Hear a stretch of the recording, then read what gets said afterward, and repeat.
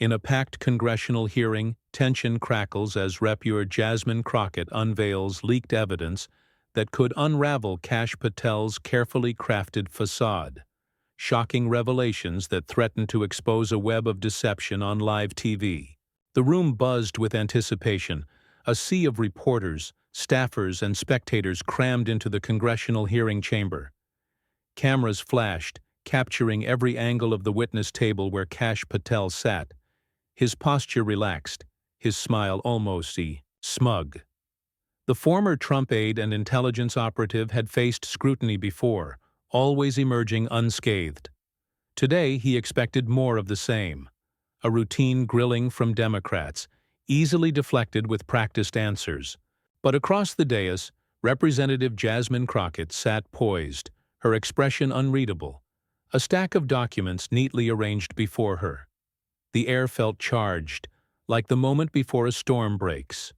Crockett, a rising star from Texas known for her sharp intellect and unrelenting pursuit of truth, had spent months preparing for this moment.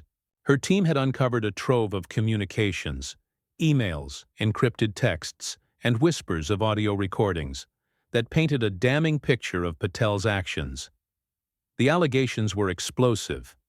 Patel, while serving as a senior advisor, had allegedly orchestrated efforts to conceal critical intelligence briefings from congressional oversight. If true, it wasn't just a breach of protocol. It was a betrayal of public trust.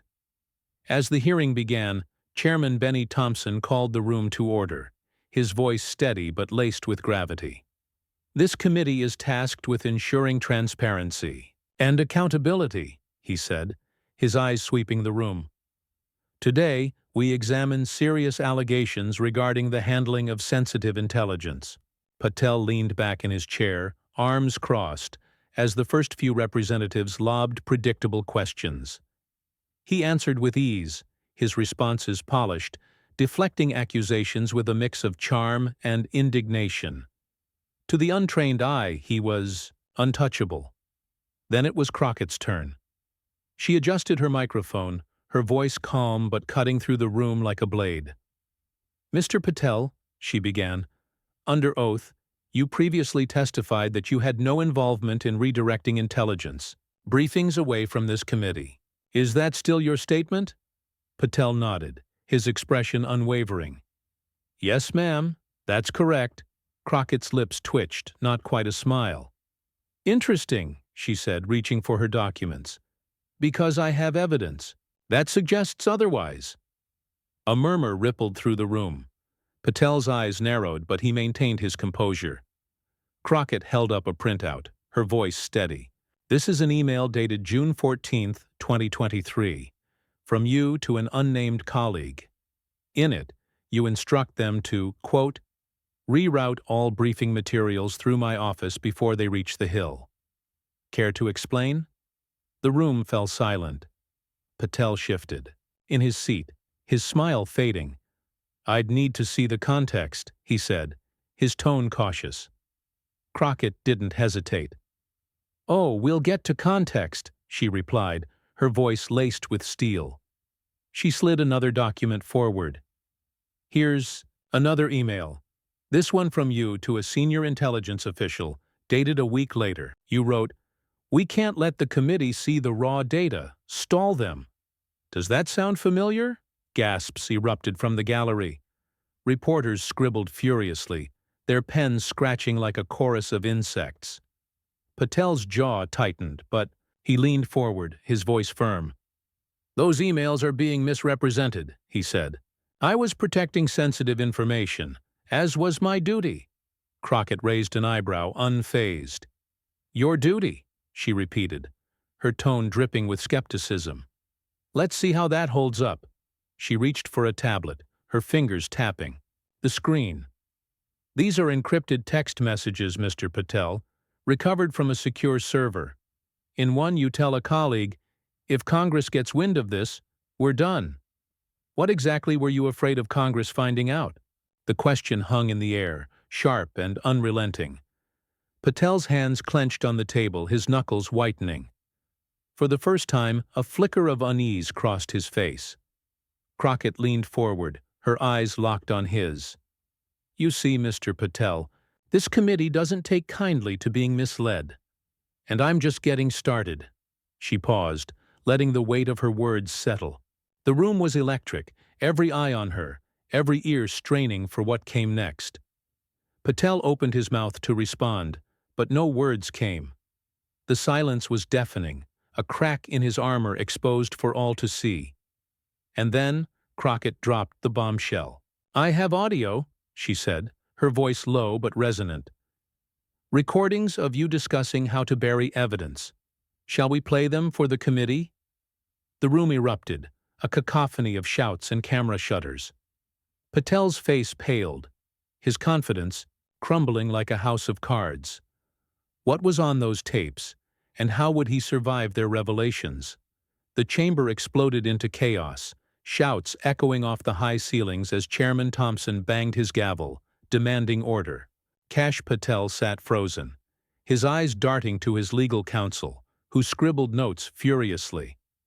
Representative Jasmine Crockett stood resolute, her gaze piercing through the pandemonium, unflinching as she held the tablet that promised to unravel Patel's carefully constructed narrative.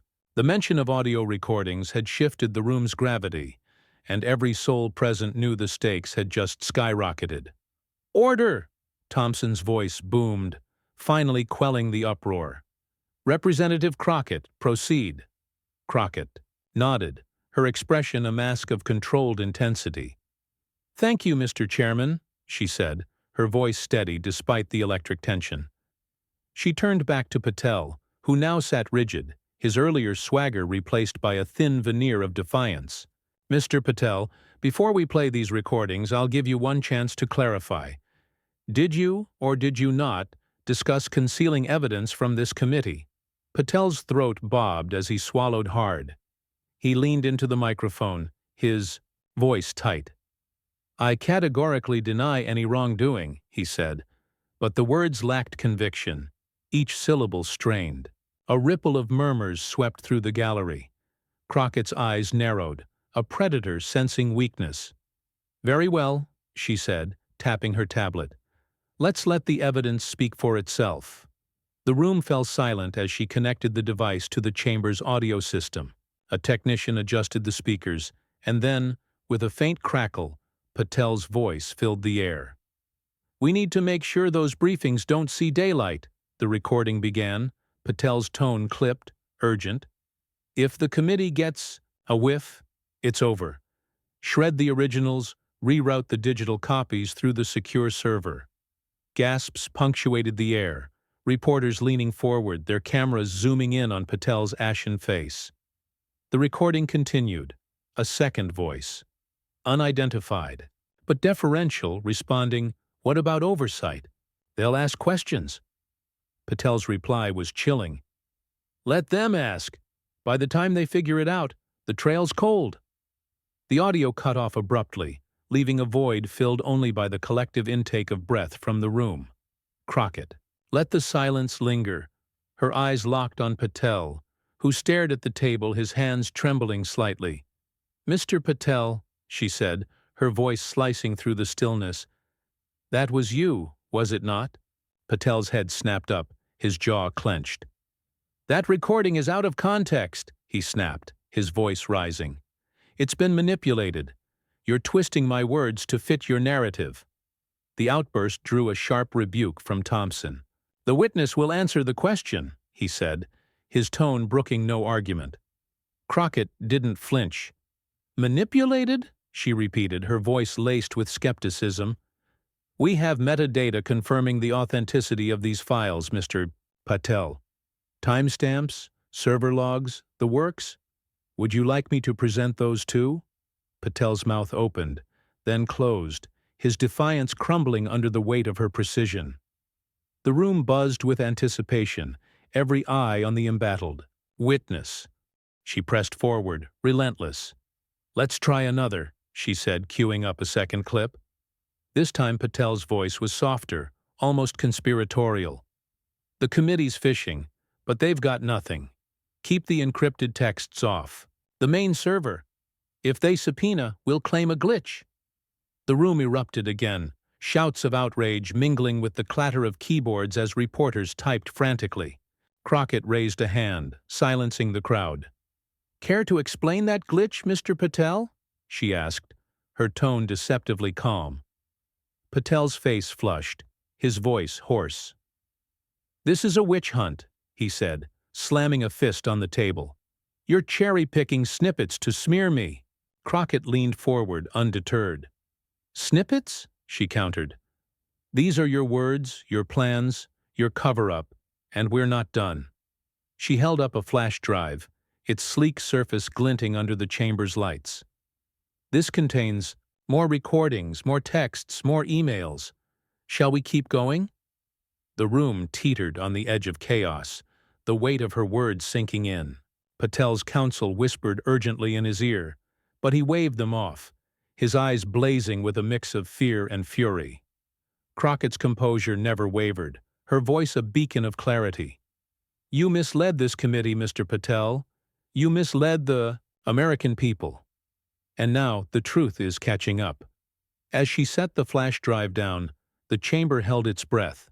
What else was on that drive, and how much deeper did this conspiracy run? Patel's silence was a confession in itself, but Crockett wasn't finished. She leaned back, her eyes never leaving his. "We'll continue this, Mr. Patel," she said, her voice a promise and a threat. "Because the truth doesn't stay, buried forever."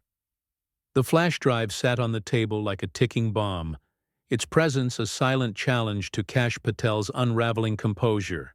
The congressional hearing chamber buzzed with barely contained energy, reporters whispering, cameras trained on Representative Jasmine Crockett as she maintained her unrelenting stare. Patel's silence stretched, his earlier bravado replaced by a taut, desperate edge. Crockett's words, "The truth doesn't stay buried forever," hung in the air, a gauntlet thrown down, and the room waited for her next move. Chairman Thompson cleared his throat, his voice cutting through the tension. "Representative Crockett, you may continue." She nodded, her movements deliberate as she picked up the flash drive, holding it up for all to see.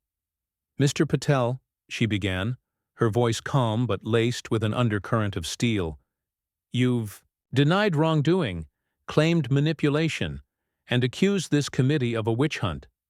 But evidence doesn't lie. Let's see what else you've been hiding." Patel's eyes flicked to the drive, his jaw tightening. He leaned forward, his voice low and strained. "This is a setup," he said, his words clipped. "You're trying to destroy my reputation with fabricated evidence." Crockett's lips curved slightly, not a smile but a signal of her unshaken resolve. "Fabricated?" she countered, plugging the drive into her tablet. "Let's test that theory." The chamber fell silent as she navigated the files, her fingers swift and precise. "This is a text exchange," she announced, projecting the messages onto the chamber's screens. The words were stark, unmistakable. Patel to an unnamed contact. "Delete the logs. If they trace the briefings, we're exposed." The contact's reply, "Done. Server's clean." Gasps rippled through the room, followed by a flurry of camera shutters. Crockett turned to Patel, her voice sharp. "Care to explain why you were so concerned about exposure, Mr. Patel?" Patel's face reddened, his hands gripping the table. "Those texts are out of context," he snapped, his voice rising. "I was protecting national security, not hiding anything." The room stirred, skeptical murmurs rising from the gallery. Crockett didn't blink. "National security?" she repeated, her tone dripping with disbelief. "Is that what you call instructing your team to destroy evidence of intelligence briefings meant for this committee?" She cued another file, this one an email chain. "Here's more context," she said, her voice steady as the screen displayed Patel's words. "The committee's getting too close. Divert the data to the secondary server and wipe the primaries." The email was dated just days before a scheduled oversight review. Crockett leaned forward, her eyes boring into Patel's. "This wasn't about security, Mr. Patel. This was about keeping Congress in the dark. Why? Patel's counsel leaned in, whispering urgently, but he brushed them off, his voice hoarse. "You're twisting everything," he said, his eyes darting to the cameras. "I acted within my authority." Crockett raised an eyebrow, undeterred. "Your authority?" she said, her voice cutting. "To obstruct oversight? To mislead this, committee under oath?" She tapped her tablet again, pulling up a new file. "Let's hear more of your authority in action." The speakers crackled, and Patel's voice filled the room again, this time from a different recording. "If they push, we blame a system. Error," he said, his tone calculating. "No one's going to dig through the archives." The second voice, nervous, replied, "But if they subpoena—" Patel cut them off. "They won't. Trust me, I've done this before." The recording ended, and the chamber erupted, shouts of outrage mingling with the clatter of keyboards. Crockett let the chaos settle, her gaze never leaving Patel. "Done this before," she repeated, her voice ablade. "That's quite a statement. Mr. Patel, care to elaborate?" Patel's mouth opened, but no words came. His face was a mask of barely contained panic, his earlier defiance crumbling under the weight of the evidence. The gallery buzzed, reporters typing furiously, their headlines already forming. Crockett set the tablet down, her voice rising with controlled fury. "This committee, this Congress, and the American people deserve answers, Mr. Patel. You swore an oath to tell the truth, but you've built a web of lies to protect yourself." She held up another document, this one a printed server log. "These logs show your team accessed and deleted files hours after this committee requested them." "A coincidence?" Patel's hands shook, his voice barely audible. I need to consult with my counsel," he stammered. Crockett shook her head, her voice firm. "You'll have time for that, Mr. Patel. But right now, you're answering to this committee." She leaned back, her eyes blazing. "And we're far from done."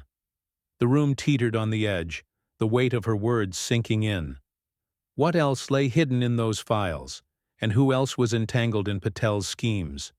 Crockett's resolve was unshakable, but the next revelation promised to shake the foundations of the hearing itself.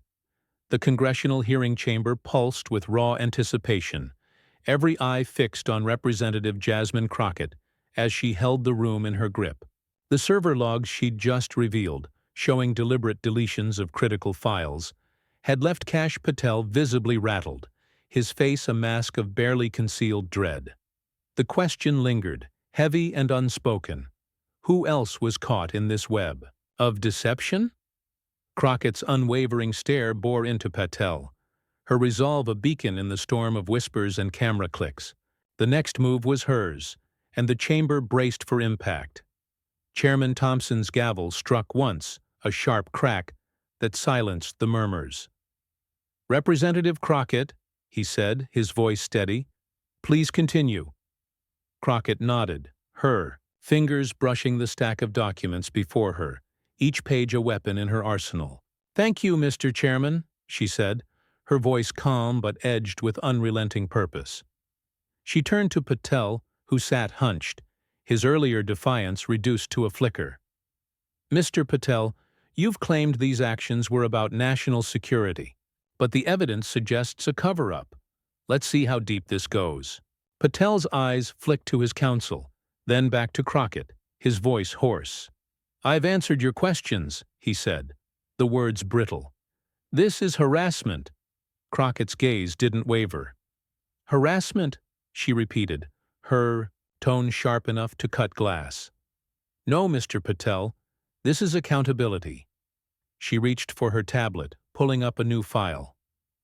"This is a memo you authored, dated April 3, 2023, to a select group of intelligence officials.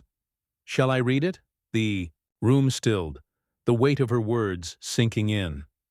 Patel's hands clenched, his knuckles white. "That's privileged communication," he snapped, but his voice cracked, betraying his panic. Crockett raised an eyebrow, undeterred. "Privileged?" she said, projecting the memo onto the chamber's screens. Let's see what you considered. So private. The text was damning.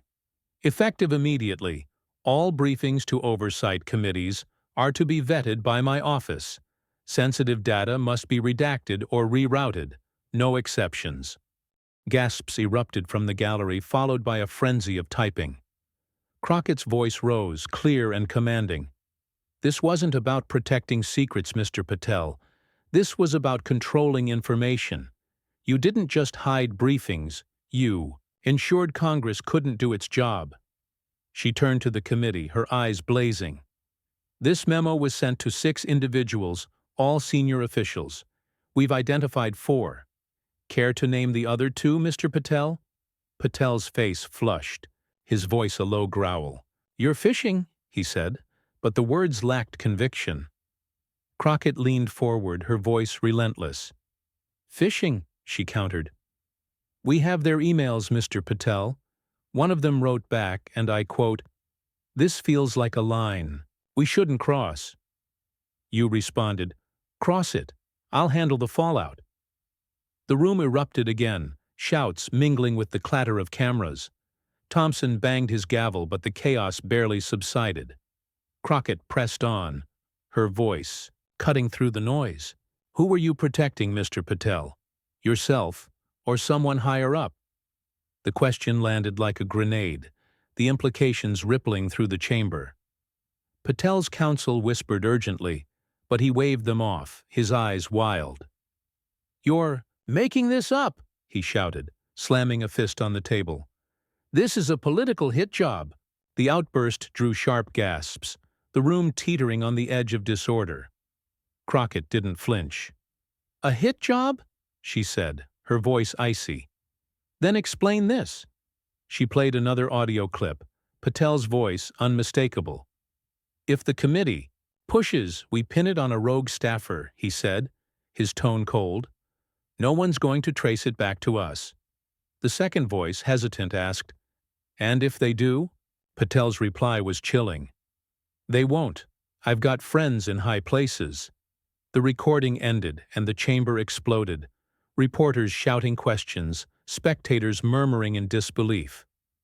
Crockett let the moment breathe, her eyes locked on Patel's. Friends in high places, she repeated, her voice a quiet thunder. Who are they, Mr. Patel? Who helped you orchestrate this? Patel's mouth opened, but no sound came. His face was a portrait of defeat, his hands trembling. The gallery buzzed, the weight of the revelation sinking in. Crockett set the tablet down, her voice firm. You can't run from this, Mr. Patel. Not anymore. She held up a new document, its pages thick with redactions. This is a partial report from an internal audit triggered by your actions, she said, her voice rising. It names you as the architect of a deliberate effort to obstruct oversight, and it mentions others. The room leaned forward, the air thick with anticipation. Who else was implicated, and how far did this conspiracy reach? Crockett's next words promised to blow the lid off everything. The congressional hearing chamber was a pressure cooker, every breath charged with the weight of Representative Jasmine Crockett's latest revelation. The redacted audit report in her hand was a silent indictment, its obscured names a tantalizing hint of a broader conspiracy. Kash Patel sat slumped, his face drained of color, his eyes darting between Crockett and the document that threatened to dismantle his world. The room leaned in, hungry for the next blow, as Crockett's voice, steady and unyielding, prepared to peel back another layer of deceit. Chairman Thompson's voice cut through the tension. Representative Crockett, please proceed, he said, his tone heavy with the gravity of the moment. Crockett nodded, her fingers tracing the edges of the report. Thank you, Mr. Chairman, she said, her gaze locking onto Patel's. Mr. Patel, this audit wasn't just about you. It points to a network of individuals who enabled your efforts to bury critical intelligence briefings. Shall we discuss who they are? Patel's lips parted, but no sound emerged. His counsel leaned in, whispering frantically, but he shook. his head, his hands gripping the table like a lifeline. "I don't know what you're talking about," he said, his voice barely above a whisper, the words hollow. Crockett's eyes narrowed, her voice sharp. "You don't?" she said, holding up the report.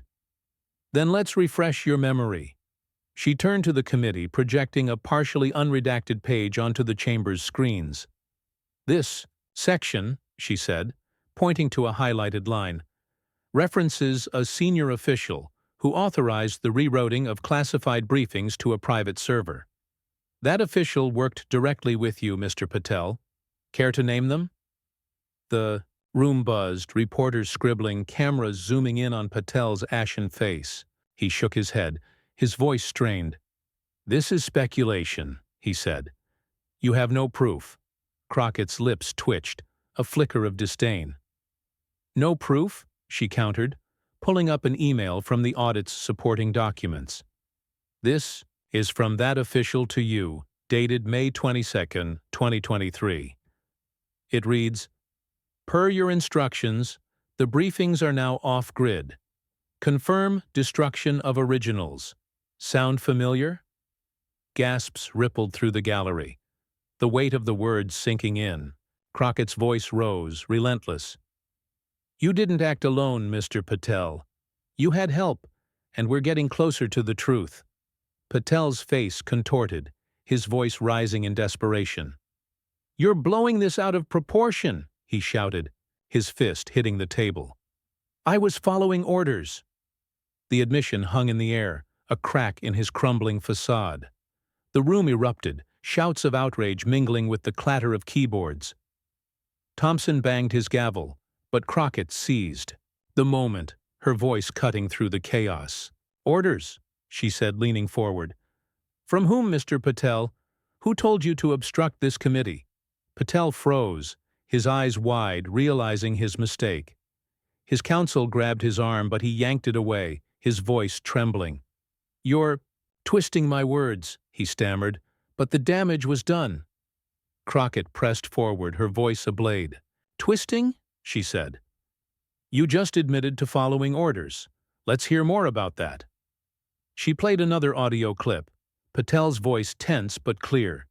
"They want it buried, and I'm not taking the fall alone. Get it done." The second voice, nervous, replied, "This goes all the way up, doesn't it?" Patel's response was curt. "You don't ask, I don't tell." The chamber exploded, reporters shouting, spectators gasping.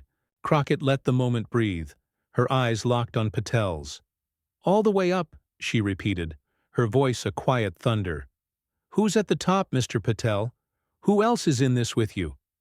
Patel's hands shook, his face a portrait of panic. He opened his mouth, but no words came, his silence a confession in itself. Crockett set the tablet down, her voice rising with controlled fury. "This audit names you as the architect, Mr. Patel, but it also points to a chain of command.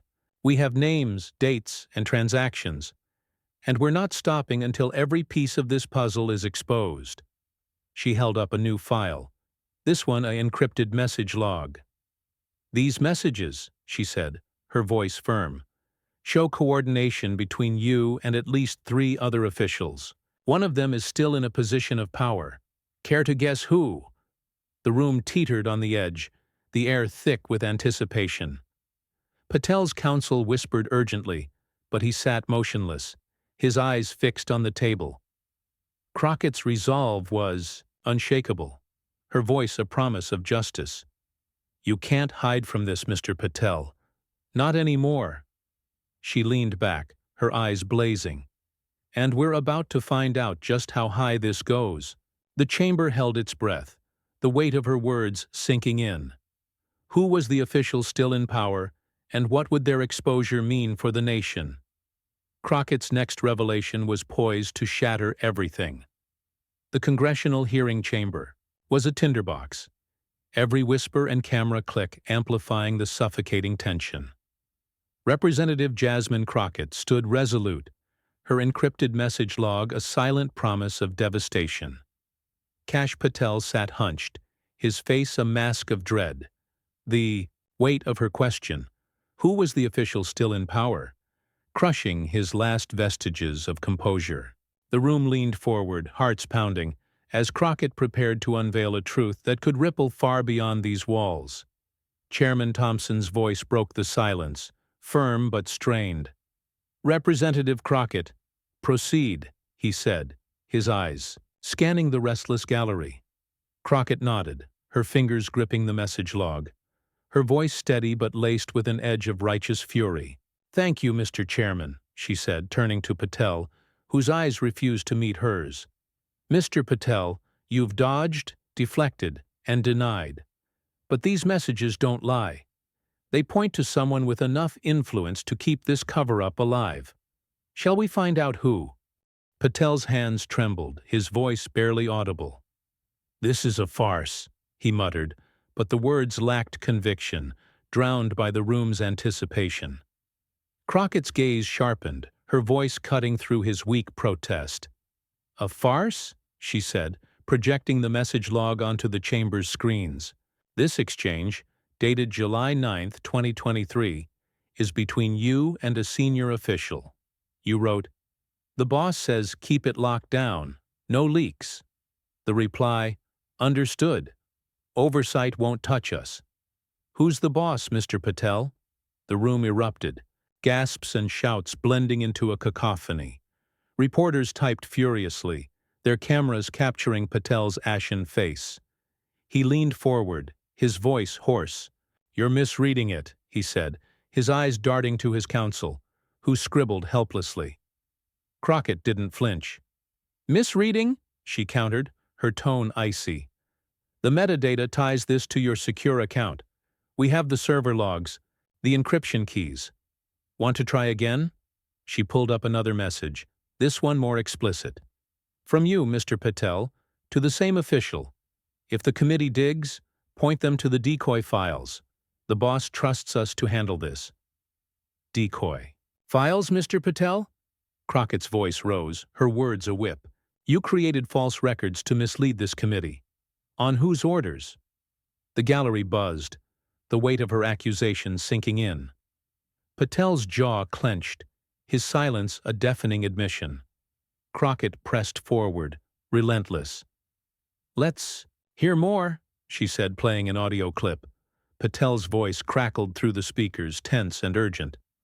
"The boss is breathing down my neck. If this leaks, we're all done. Wipe the backups." The second voice, cautious, replied, "That's a big ask. If we get caught—" Patel cut them off. "We won't. The boss has our backs." The recording ended, and the chamber exploded, shouts of outrage echoing off the walls. Thompson banged his gavel, but Crockett seized the moment, her voice rising above the chaos. "Who's the boss, Mr. Patel?" she demanded, leaning forward, her eyes boring into his. "Who has enough power to orchestrate this and expect loyalty?" Patel's face contorted, his voice a desperate rasp. "You're making it sound worse." "Then it is!" he shouted, his fist slamming the table. "I was doing my job." The outburst drew sharp gasps, the room teetering on the edge of disorder. Crockett's composure never wavered. "Your job?" she said, her voice a quiet thunder. "To deceive Congress? To protect someone pulling the strings?" She held up a new document, this one a financial transfer record. "This shows a payment, Mr. Patel, from a shell company to an account linked to your team. The same day you sent that message about the boss. Coincidence?" The room stilled, the implication chilling. Reporters leaned forward, their pens scratching like a swarm. Patel's counsel grabbed his arm, whispering urgently, but he yanked away, his eyes wild. "You're fabricating this," he roared, but his voice cracked, betraying his panic. Crockett shook her head, her voice firm. "Fabricating?" she said.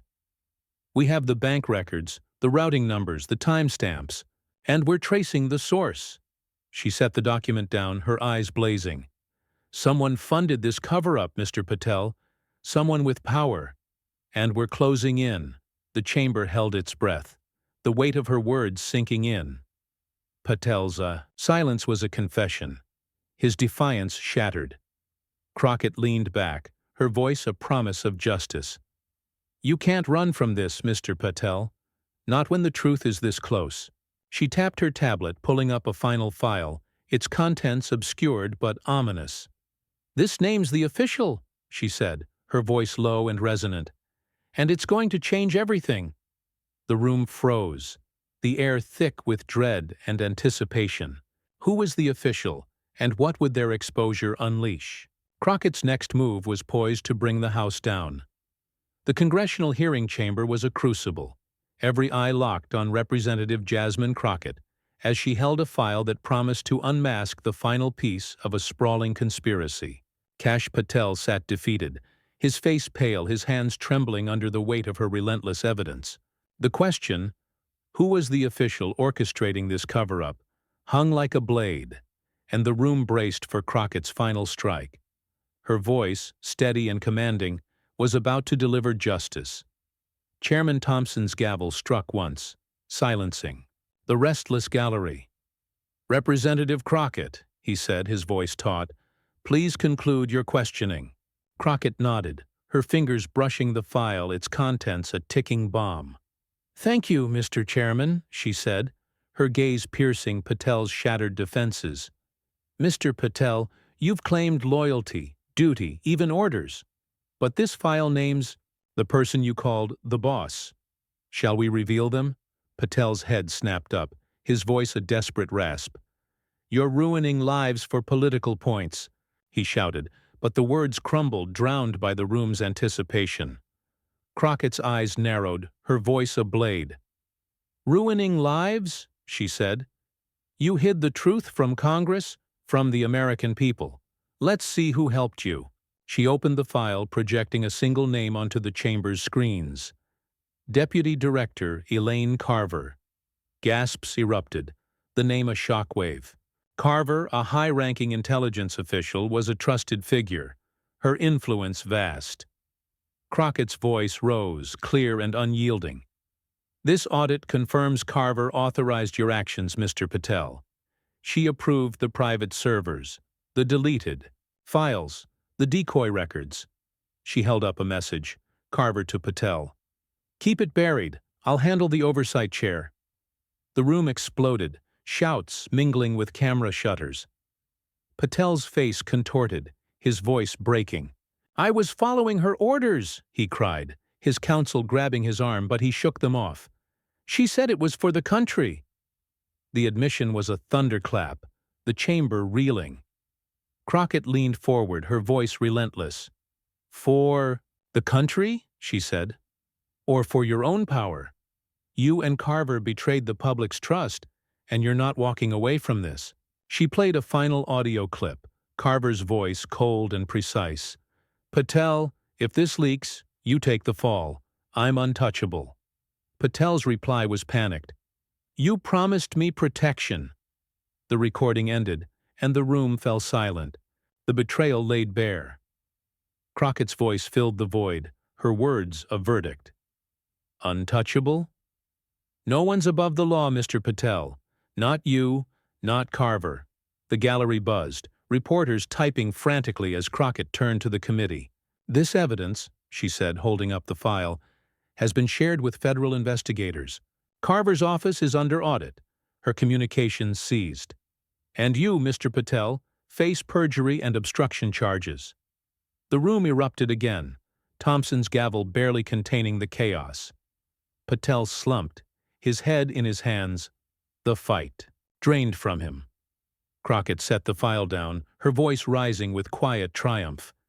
"This isn't about politics. It's about truth. You hid intelligence briefings, misled Congress, and thought you'd escape.